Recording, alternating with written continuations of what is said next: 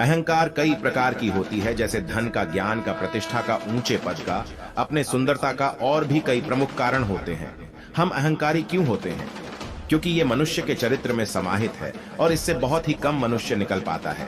जो निकल पाता है वे महात्मा और ज्ञानी, संत, अघोरी, तपस्वी लोग होते हैं, जिन्हें संसार के मोह माया के बंधन से मुक्त होते हैं। जो अहंकारी होते हैं उसका अहंकार एक दिन टूटता जरूर है, इसलिए अहंकारी बनने का मार्ग कभी मत चुनना। आइए, महादेव और गणेश जी ने कैसे कुबेर महाराज का घमंड तोड़ा था, शिव की इस कहानी के माध्यम से जानने की कोशिश करते हैं। यह एक पौराणिक कथा है। कुबेर की जो तीनों लोकों में सबसे धनी थे, एक दिन उन्होंने सोचा कि मेरे पास इतनी संपत्ति है लेकिन कम ही लोगों को इसकी जानकारी है। इसलिए उन्होंने अपनी संपत्ति का प्रदर्शन करने के लिए एक भव्य भोज का आयोजन करने की बात सोची। उसमें तीनों लोकों के सभी देवताओं को आमंत्रित किया। भगवान शिव उनके इष्ट देवता थे, इसलिए उनका आशीर्वाद लेने कैलाश पहुंचे और कहा, महादेव, मैं तीनों लोकों में सबसे धनवान हूँ, आपकी कृपा का फल है। अपने निवास पर एक भोज का आयोजन करने जा रहा हूँ, कृपया आप परिवार सहित भोज में पधारने की कृपा करें। भगवान शिव कुबेर के मन का अहंकार जान गए और बोले, कुबेर, मैं कहीं नहीं जा सकता। कुबेर गिड़गिड़ाने लगे और मिन्नतें करने लगा, भगवान, आपके बगैर तो मेरा सारा आयोजन बेकार चला जाएगा।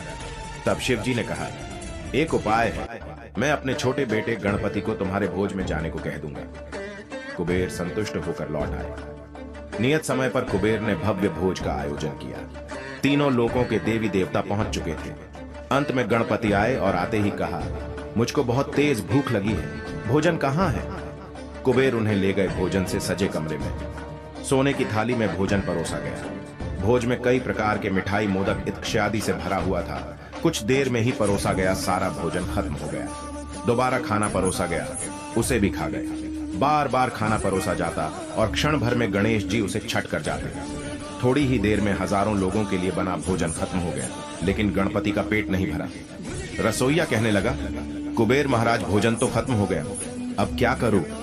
कुबेर जी ने अपने समर्थ में जितना बचा राशन था उसे भी पकने का आदेश दे दिया। कुछ देर के भोजन बनकर तैयार हो गया। गणेश जी ने एक क्षण में खत्म कर दिया। अब कुबेर के पास पकाने के लिए कोई राशन नहीं था। इतने में गणेश जी और भोजन मांग रहे थे।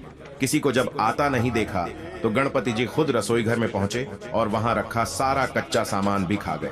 तब भी भूख नहीं मिटी तो गणेश जी ने सोने की बड़े बड़े थाली कुबेर का महल को खाने लगा।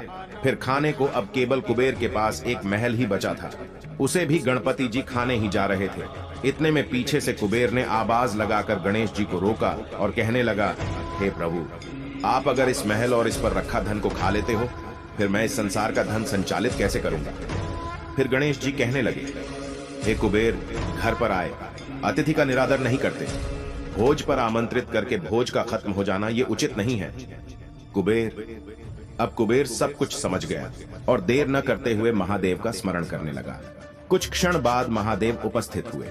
महादेव को देखते ही कुबेर उनके चरणों में गिर गया और अपने दुष्कर्म की माफी मांगी और कहने लगा, हे महादेव, मुझे बहुत बड़ा अपराध हुआ है। मैं अपने धन का प्रदर्शन करना मेरा सबसे बड़ा मूर्खता था।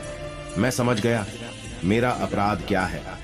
कृपा करके मुझे आप दोनों इस मूर्खता के लिए क्षमा करें। मेरे प्रभु देवों के देव महादेव बहुत भोला है। जो भी इनके शरण में आते हैं वे सबको क्षमा प्रदान करते हैं। जय भोले बाबा की जय।